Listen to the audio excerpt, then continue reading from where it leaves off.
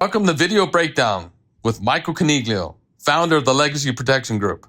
We take our informative videos and we break them up in little segments, and we break them down so you understand what's truly happening and give you an opportunity to fix it.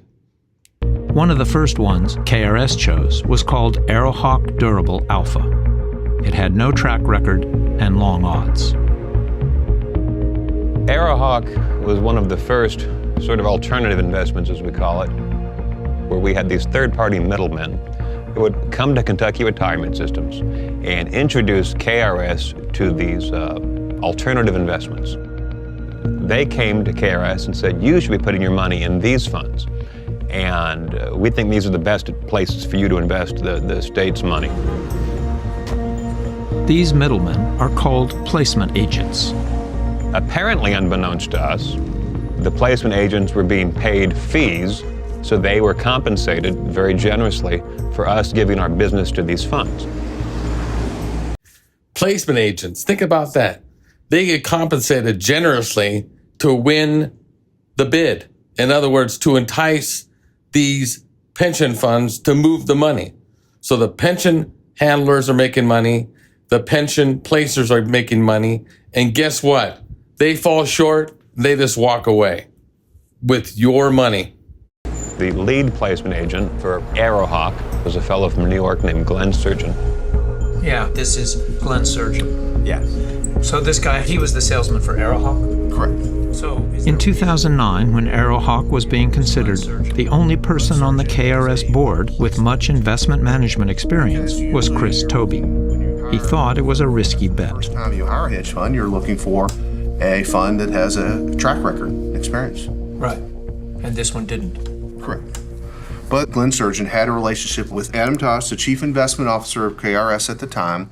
Adam Tosh sold us that.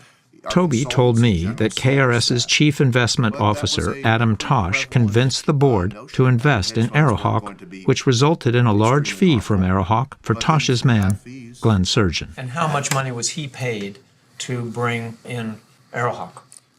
$2 million for AeroHawk, but he brought in some other investments that totaled $6 million. But at the time of the vote, the board didn't know there was a placement agent operating in the background. Because it was never disclosed in financial statements, it was never disclosed anywhere, even the existence of placement agents. I think that one of the key issues is disclosure of placement agent fees. And as Tobey then hired Ted Seidel, a financial crimes investigator. They eventually filed a 32-page complaint to the SEC. So I thought it was a good case. The SEC and state auditors investigated and found no laws were broken. But the auditors did conclude that Tosh violated KRS's disclosure rules. Tosh left Kentucky and has not returned our calls. Surgeon has since died. What's the headline here? Well, the headline was that there were these abuses involving placement agents. $14 million had been paid to undisclosed individuals for doing little or nothing. It was happening all over the country. Public funds pay hundreds of millions in placement agent fees. So it's a significant problem, and it's a real waste of retirement savings. It's all greed. It's not what you know, it's who you know. They don't care where they put the money. People are taking their portion off the top, so they don't care what the end result is. Millions of dollars, $2 million, $9 million. And what's really horrible is that no one's held accountable because some of them die or they move away or they just simply walk away because no one's going to hold them accountable. And you're just sitting there with a bag in your hand that's empty. So get informed, get a survey filled out and find out what's going on and get the information to other people. Don't let this happen to you. A passionate crowd of state workers, educators, and retirees took to the steps of the state capitol with one message: they want their pension. Pension is a promise. The proposed bill calls for new employees to move to a 401k style plan, and current employees kick in 3% of their salaries to shore up retiree health care funds. A pension is a promise? I don't want a promise. Do you want a promise? Half of the pension plans in America are in the red. They're trillions of dollars in debt because it's based on a promise, not on a contractual obligation. So get yourself out of the promise and put yourself in a secure plan that's a win-win situation. You're going to be looking at specific countries, and we're going to look at each one. Christina Frederick Trosper, the teacher from Knox County, was alarmed. Her salary was already a challenge to live on. Kentucky's teachers have seen their wages, adjusted for inflation, increase by less than half a percentage point in the last 2 decades. So I'm going to give you Serbia first. Now Trosper feared that lawmakers would come after her pension. In about August, September, I really started paying attention to what was happening. And just everything just kind of snowballed for me, like all of it just kind of came together. You dug the hole. I didn't dig the hole. One day, Trosper attended a town meeting and confronted Senator Stivers about his plan. You all made a conscious decision to not fund your obligation.